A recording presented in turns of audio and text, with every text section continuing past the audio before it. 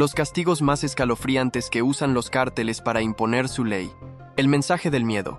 En las regiones más golpeadas por el crimen organizado en México, existe un patrón que se repite con una crudeza innegable. Los castigos aplicados por los cárteles no buscan únicamente sancionar, sino también aterrorizar. No se trata solo de controlar territorios, sino de controlar emociones. El miedo, la incertidumbre y el silencio se convierten en aliados estratégicos para mantener el dominio. En ese contexto, las represalias se transforman en advertencias públicas, mensajes que quedan grabados no solo en las calles, sino también en la memoria colectiva de las comunidades.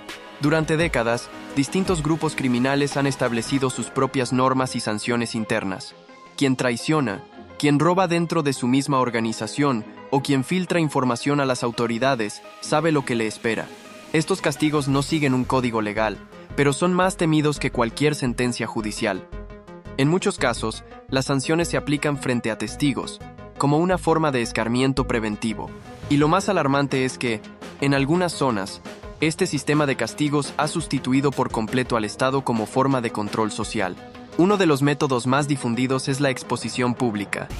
No se oculta el castigo, al contrario, se difunde a través de mensajes escritos, grabaciones o testimonios directos. Este tipo de represalias están diseñadas para dejar claro que nadie escapa a la vigilancia. Las víctimas no son elegidas al azar, son símbolos, personas seleccionadas específicamente para enviar un mensaje directo al resto del grupo, al barrio o incluso a otras organizaciones rivales. Pero más allá de lo visible, existe también una dimensión psicológica en estos castigos. Los sobrevivientes, cuando los hay, cargan con traumas severos. En algunas ocasiones, los propios familiares son obligados a presenciar las sanciones. De esta forma, el castigo no termina con el cuerpo, sino que se expande al entorno, convirtiendo el miedo en una fuerza contagiosa y profundamente efectiva. Lo que buscan los cárteles no es solo eliminar una amenaza, sino borrar la voluntad de resistir. Así funciona este sistema brutal de control cuya lógica desafía cualquier estructura legal o ética. Códigos internos y justicia paralela. Dentro de las organizaciones criminales más poderosas de México, existe un conjunto de reglas no escritas que todos sus integrantes conocen y temen. No se trata de leyes, sino de normas impuestas por los jefes de plaza y los líderes máximos, con un solo objetivo: mantener la disciplina absoluta. Estas reglas están diseñadas para castigar con dureza cualquier comportamiento considerado como traición, desobediencia o debilidad. En este universo paralelo, el castigo no es una consecuencia, es una advertencia permanente. Quienes se inician en estos grupos lo hacen sabiendo que hay líneas que no deben cruzarse. Colaborar con las autoridades, intentar salirse de la organización sin permiso o incluso fallar una entrega puede ser motivo suficiente para enfrentar las peores consecuencias. La lealtad no se negocia, se exige. Y si no se cumple, el castigo llega rápido, certero y con un alto nivel de exposición. Algunos de los castigos más severos se reservan para quienes son acusados de ser informantes. En estos casos, el grupo actúa con particular dureza, buscando no solo castigar al traidor, sino dejar una marca imborrable. El mensaje es claro: nadie que entregue información sale ileso. El castigo se convierte en un ritual simbólico. A menudo se acompaña de grabaciones o imágenes que luego circulan por canales clandestinos o redes informales, provocando un efecto de terror colectivo. Otro código de honor interno dicta que quien roba dinero o mercancía al grupo debe pagar con algo más que disculpas. Los castigos incluyen humillación, aislamiento forzado y, en algunos casos, sanciones físicas extremas. Estas prácticas buscan reafirmar quién tiene el control. No importa si la persona lleva años trabajando para el cártel, el castigo se aplica con la misma frialdad. Incluso antiguos líderes han sido sancionados cuando se sospecha que rompieron alguna regla esencial. Esta justicia paralela se ha infiltrado en comunidades completas. En algunas regiones, los habitantes ya no acuden a la policía cuando tienen un problema. Acuden al cártel, porque allí, aunque las consecuencias sean desproporcionadas, saben que habrá una reacción inmediata. Esta realidad ha erosionado la confianza en las instituciones y ha normalizado el miedo como parte de la vida cotidiana. En este sistema, el castigo se convierte en espectáculo, advertencia y control, todo al mismo tiempo. El castigo como estrategia de poder. En el mundo del crimen organizado, el castigo no es solo una respuesta a la traición o la desobediencia. Es una estrategia planificada, diseñada para mantener el control, disuadir la rebeldía y reforzar la autoridad del grupo. La exhibición pública del castigo se convierte en una herramienta de comunicación. Es un mensaje que se envía no solo al culpable, sino a toda la organización, e incluso a la sociedad que observa con temor y silencio. Las formas en que se ejerce este control varían según el grupo y la región. Algunos recurren a la intimidación mediante mensajes escritos, otros optan por acciones que son cuidadosamente grabadas para ser difundidas. La repetición de estas acciones busca instalar el miedo como un mecanismo de obediencia. Quien ve lo que sucede a otros, difícilmente cuestiona la cadena de mando. En este contexto, el miedo es más efectivo que la lealtad. Uno de los casos más estremecedores ocurrió cuando una célula delictiva descubrió que 2 de sus miembros habían negociado rutas con un grupo rival. No hubo juicio, no hubo explicación. Fueron llevados a un terreno baldío, frente a otros integrantes, y obligados a escuchar una advertencia. El líder tomó la palabra y dijo: «Esto es lo que sucede cuando uno olvida de quién es realmente». Acto seguido, ejecutó un castigo ejemplar. La grabación fue enviada a todos los jefes de la zona como recordatorio de lo que no debe hacerse. El castigo también se usa para fortalecer la imagen de un nuevo líder. Cuando alguien asciende al mando, lo primero que suele hacer es identificar a los elementos dudosos dentro de la organización. No se trata solamente de deshacerse de los débiles, sino de mostrar que quien ahora dirige no teme tomar decisiones drásticas. Así, el castigo se convierte en un rito de iniciación, en una declaración de poder que nadie puede ignorar. Además, los castigos internos cumplen una función simbólica. Consolidan la unidad del grupo a través del miedo. En este entorno, sobrevivir no es suficiente. Hay que demostrar obediencia constante. Por eso, en muchas regiones, el castigo no solo mantiene a raya a los enemigos externos, sino también a los posibles traidores que viven dentro de la misma estructura. Los castigos impuestos a quienes cruzan la línea. En el universo de los grupos criminales, hay reglas no escritas que todos conocen, pero pocos se atreven a mencionar en voz alta. Dentro de este código silencioso, hay líneas que jamás deben cruzarse. Traicionar, robar a la organización, colaborar con las autoridades o simplemente desobedecer una orden directa son consideradas faltas imperdonables. Y cuando esas fronteras son violadas, las consecuencias se vuelven inevitables. Uno de los castigos más simbólicos utilizados en diversas regiones es el abandono forzado. El implicado es aislado del grupo, despojado de cualquier protección y dejado a su suerte en territorio enemigo. Esto no solo representa una forma de venganza silenciosa, sino también un claro mensaje: quien traiciona, muere solo. Este tipo de sanción combina el desprecio con la exposición al peligro, sin necesidad de una confrontación directa. Es la forma más fría de cortar lazos. También se ha documentado otro tipo de castigo que combina humillación con advertencia. En varias ocasiones, los responsables de una falta leve, pero reiterada, han sido obligados a caminar por las calles con carteles colgados al cuello. Estos carteles describen su error y la organización a la que pertenecen. El objetivo no es solo castigarlos, sino exponerlos públicamente, convertirlos en una lección viviente para los demás. Este método ha ganado notoriedad por su crudeza psicológica. En algunos casos más extremos, el castigo va acompañado de una grabación que circula en redes clandestinas. Las imágenes, cuidadosamente editadas, muestran al implicado leyendo una confesión forzada. La intención es clara: evitar futuras deslealtades mediante la exposición de una consecuencia ejemplar. Estas confesiones no siempre son reales, pero su impacto reside en lo que representan, no en su veracidad. Es el teatro del miedo, diseñado para instaurar el orden mediante el terror. Incluso los familiares de los castigados pueden ser utilizados como moneda de presión. En ciertas circunstancias, se les obliga a asistir al castigo o a difundir un mensaje de arrepentimiento. Así, el castigo trasciende al culpable directo y se convierte en una red de consecuencias. Es una estrategia calculada, no una reacción impulsiva. No hay espacio para la compasión, solo para el control absoluto. El simbolismo detrás de los castigos. En estos entornos de poder oculto, los castigos no solo cumplen una función disciplinaria, también actúan como lenguaje. Cada acción correctiva está cuidadosamente diseñada para enviar un mensaje, tanto al interior como al exterior del grupo. La violencia no es solo una reacción, es una herramienta comunicativa cargada de símbolos que refuerzan jerarquías, normas y lealtades. Uno de los elementos más recurrentes en estas sanciones es el uso del silencio como sentencia. En muchas ocasiones, se opta por borrar completamente la presencia del castigado. Su nombre no vuelve a mencionarse, sus pertenencias son repartidas y su historia se disuelve como si nunca hubiera existido. Este tipo de desaparición simbólica impone un mensaje de poder absoluto. Si el grupo decide, puedes dejar de existir.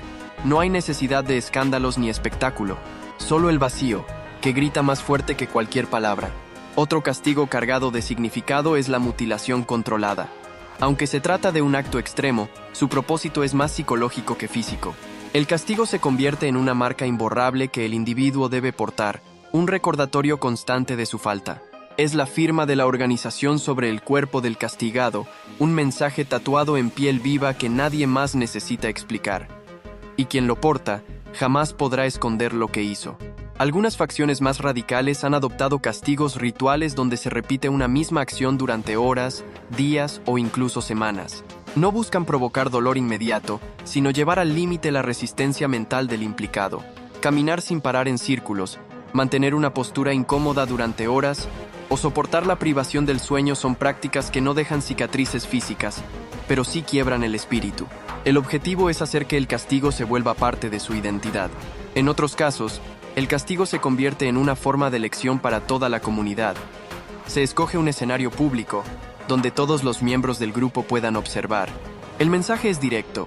Esto es lo que pasa cuando se rompen las reglas.